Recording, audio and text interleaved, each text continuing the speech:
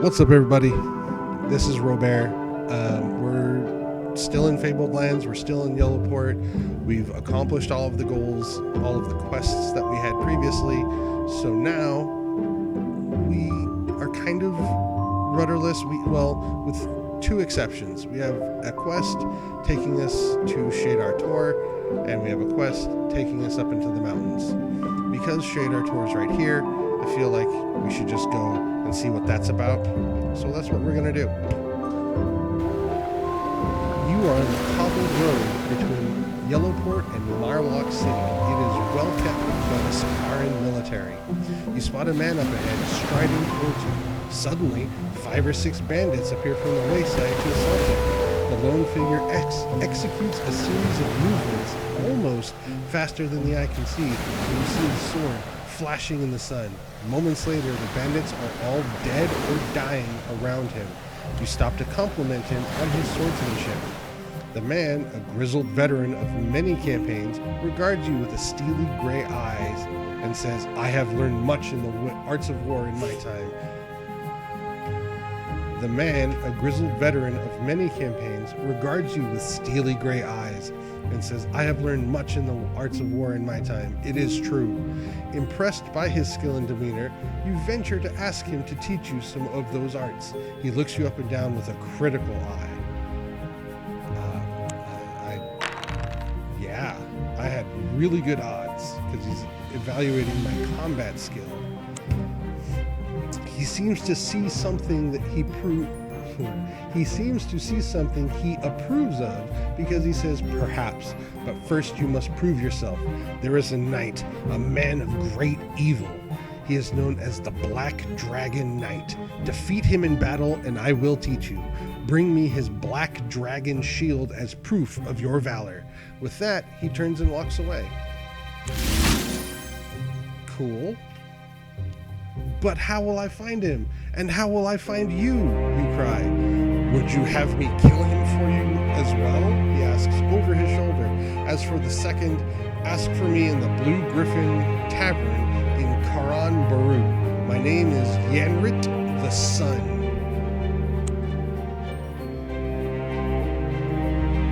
Alright, so we have a second quest to kill someone randomly, but this time no direction of where he could possibly be. So we're just gonna, like life, we just wander aimlessly with the hopes of knocking into him at some point. I guess. You come to the top of a windswept cliff. An ancient pillar of jumbled rock, pitted and weather-beaten, stands at the cliff's edge like a broken finger pointing at the sky. Seagulls sing their song of desolation in the air. Judging by the runes etched into the rock, the Tor dates back to the time of the Shadar, a race that ruled Harkuna so long ago they are lost in myth and legend. Let's examine the runes. We can go down to the beach, or we can keep going. We're gonna look at the runes. Make a magic roll. 9. Failed. They mean nothing to you. Okay, let's go down to the beach. You climb down a narrow track to the beach. The sea pounds the rocky shore, and the spray lashes your face. A mournful, yet utterly captivating singing suddenly fills your ears. You look out to sea and spot several mermaids and mermen cavorting in the surf. Come to us," one of them calls in a lilting voice that fills you with a yearning desire to plunge into the sea and swim out to them. Sanctity. 58% odds of success. No. Failed. Your mind falls into a waking dream and you lazily walk into the waters. The merfolk, laughing and singing, take you down to their undersea home of living coral, where they stop you from drowning with their fairy magic. They keep you for several weeks until you are no longer an amusement to them. You wake up. As if from a long sleep with only a shadowy memory of your ordeal, to find yourself washed up on the harbor of Yellowport. You have lost all the possessions you were carrying, but you still have your money. Look around. Oh, okay.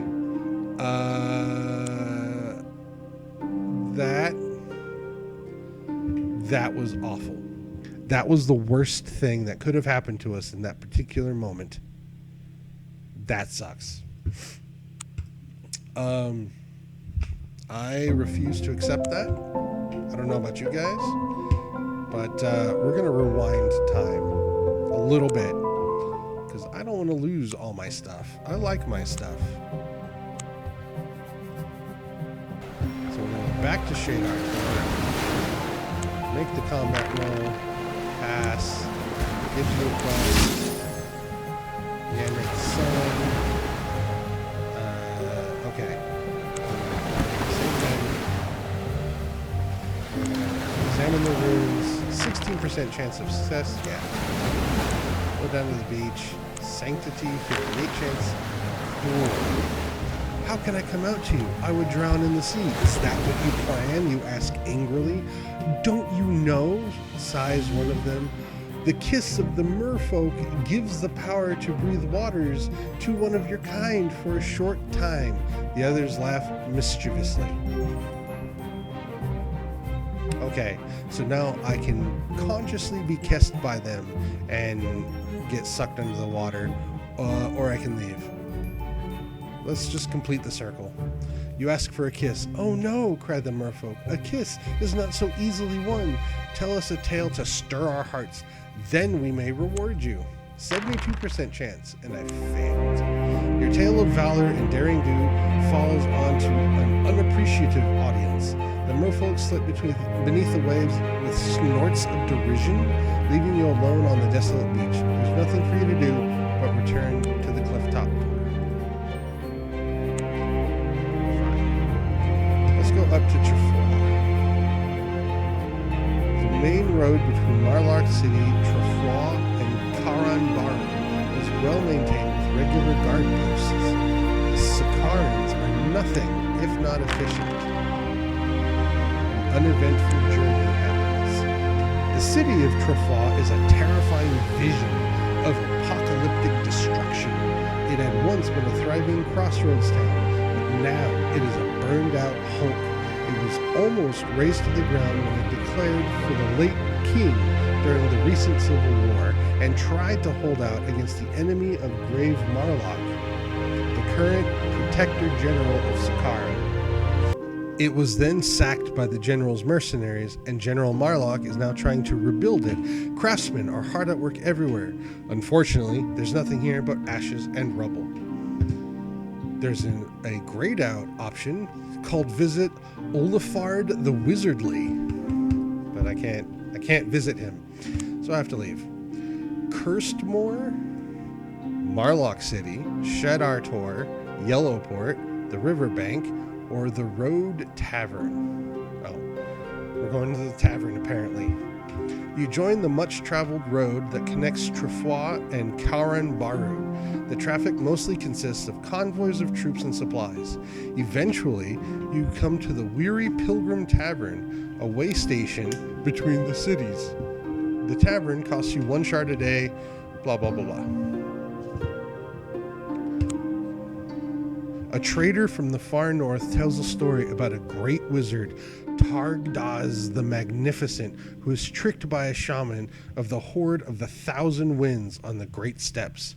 He imprisoned Targaz inside a giant ruby and proceeded to loot Targdaz's tower, but in his stupidity, he opened the Great Wizard's Casket of Imponderables and unleashed a terrible storm that swept across the steppes, scattering many of the tribes far and wide. The shaman was killed, of course, but as far as anyone knows, Targdaz is still trapped in that ruby, waiting patiently for release. Perhaps for another 100 years. Who knows? One thing's for certain, it won't be me trying to get him out. All right.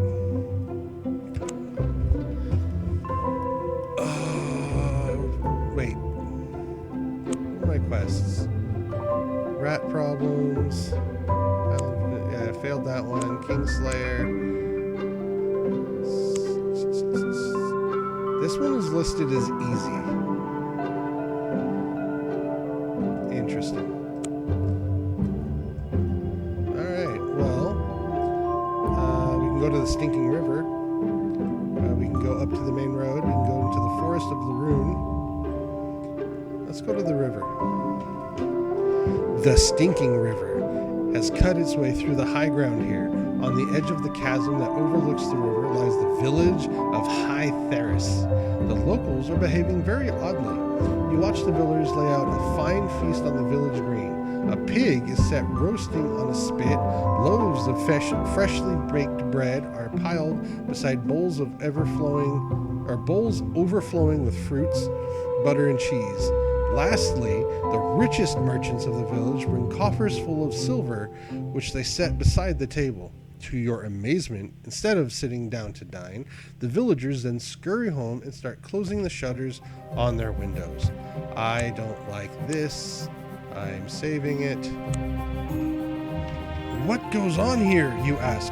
Why do you behave so oddly? The villagers seem quite frightened of you, but one old fellow has nerve enough to reply, "This banquet is for the ghosts of 3 travelers who lost their way in a storm, fell into our mill pond, and were drowned." When was this, you ask? 7 years since. They come every year on this night, and if we didn't placate them with victuals and treasure, there'd be a mess of trouble. How do you know that?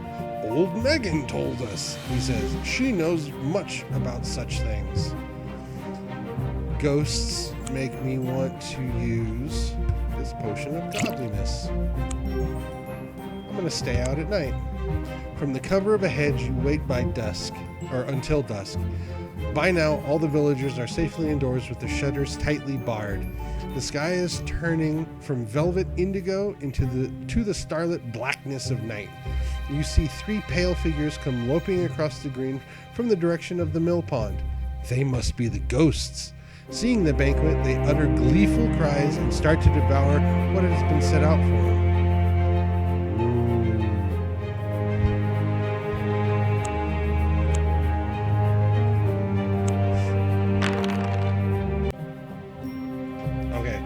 Well, I failed. The moon begins to rise, making the ghosts seem to glow. They sit hunched over their feast like vultures, occasionally stirring their hands in the pile of silver coins and tittering eerily. I don't know about you, but when I think of ghosts, I think of hungry, ravenous gluttons who want to and are able to eat real people food and play with money. Something seems very, very odd about this.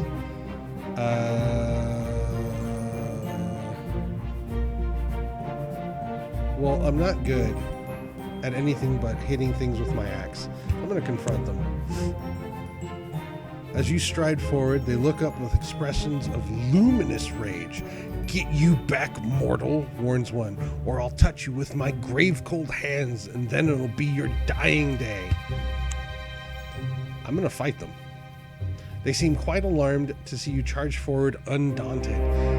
As your first blow lands solidly and you hear a satisfying grunt of pain, you know for a fact that these are no ghosts you are facing, but people of flesh and blood.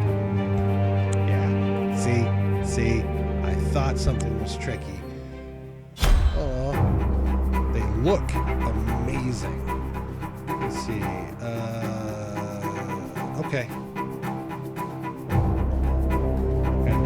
let's do this.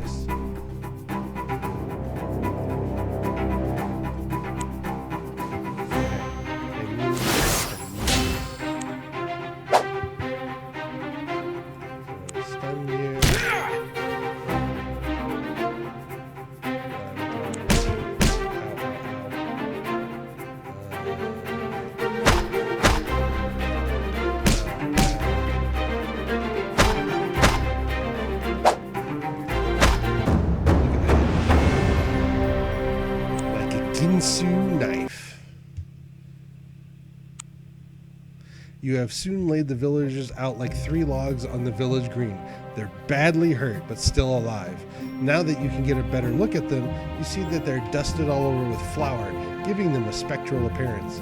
You summon the other villagers. At first, they are loath to venture out and inspect the 3 strangers, but the fact that you survived convinces them there are no ghosts to worry about. "Why, it's old Megan," cries a man as he claps eyes on one of the three. "And here's Braddock the miller and lame Pootmar. Why are they all covered in flour? Where's the ghosts?" You shake your head and sigh at the stupidity of the yokels. "There weren't any ghosts," you explain. "It was these three all along." Out of gratitude, the villagers present you with 80 shards. You do not wait around to see what fate befalls old Megan and her accomplices. In theory, they should have taken to the assizes of the nearest town, but feelings run so deep in this case that you suspect there will be some rough justice meted out. You resume your journey. Oh, that was fun. Let's see. How am I doing? Pretty good. I still have a healing potion. I need to go back to this road tavern, rest up some. There we go. Quick save. Oh, I can't. What the hell? Oh. Leave. I'm gonna go back. We're gonna go to the lake.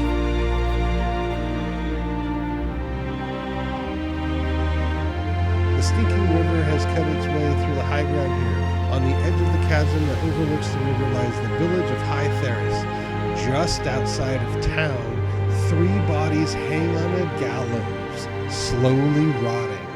Inside, the villagers are having a fete. They welcome you. You can get some rest and recuperation here. Restore up to 5 lost stamina points. When you're ready, you can leave. Well, so they took justice into their own hands, and in the unknown amount of time between me leaving and coming back, they hung them. They hung them dead. So we're going to go up to the lake. You are up the stinking river near its source, the Lake of the Sea Dragon. From here, the yellow waters rush down to the sea. The smell of the bubbling, sulfur-laden water is abominable. The shores of the lake are swept by ochre waves, and the air smells foul. A sickly pale green seaweed is the only vegetation that can survive in the sulphurous waters of the lake. A small fishing village, Cadmium, has grown up on the shores of the lake. Well, let's check out what the market has. Smolder fish and a silver nugget. All right, well, let's buy a fish. Why not? And we're going to explore. The local village is very small with very limited options. Maybe you could try and talk to a fisherman. Fishing, you ask? Surely nothing can live in these poisonous waters. The fisherman shows you a bright fish with gray, the fisherman shows you a bright yellow fish with gray stripes, saying only the smolder fish has adapted to the sulfur. It feeds on the local seaweed. Mind you, the smolder fish is totally inedible. Why hunt it then? Well, each fish is worth quite a bit to sorcerers and the like. We have a standing quota to fill each month for the magical colleges at Dwemer. The sulfur-laden organs burn in a particular way, a very useful ingredient in certain magics, I am told. And where does all this sulfur come from? Scholars say there is an underground volcanic vent. Others believe it is the breath of the sea dragon. Personally, I always drop a silver nugget into the waters once a month to appease the dragon, for his favorite metal is silver. Alright then. Let's go fishing. You hire a fishing boat for 15 shards a day. It comes with a net. You row out onto the lake, spread the net, and wait and see what happens. After about an hour or so, a great bubbling and frothing of the lake disturbs your solitude. A massive, scaly head, the size of your boat, erupts out of the ochre-colored water on the end of a long, sinuous neck. Great, luminous green eyes look down at you. The creature is covered in brown scales, with a bright red crest running from the head down its thick, ropey neck. I am Vias, The sea dragon, it says in a rich, creamy voice tinged with evil greed. To fish in my lake, you have to pay tribute. To wit, 1 silver nugget. Pay now or face my wrath. Are we going to fight a dragon? Before you have time to react, the dragon's massive tail smashes into the keel of your boat, lifting it out of the water and breaking it in two. You are pitched into the sulphurous lake with a rabid sea dragon closing in, intent on swallowing you whole. Holy shit.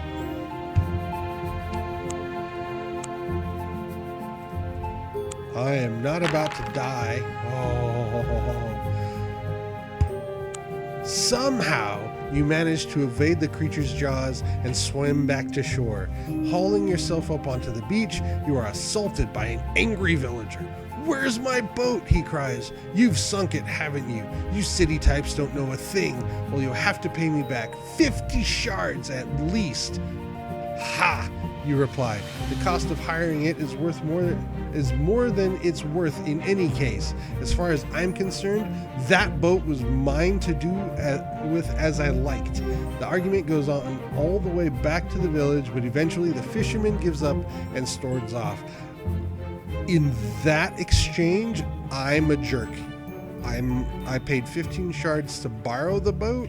It got smashed by a dragon, and I claimed executive privilege and refused to compensate this fisherman who's now without a boat.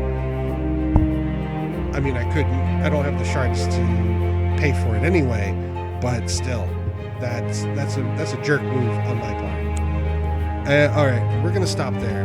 We encountered a dragon. We almost died by a dragon. We fought some ghosts, quote unquote. This episode had a lot of stuff happen. So, thank you so much for watching. If you are enjoying this, give me a thumbs up. If you want to see more, go ahead and subscribe. Leave me a comment. Let me know what you think. Also, drop me a line on Twitter at Rho-Bear Games with suggestions of other games like this that we can play. Keep in mind, we're just getting started. We have the whole rest of the continent to explore.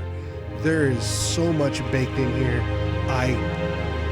It's a little overwhelming. But anyway,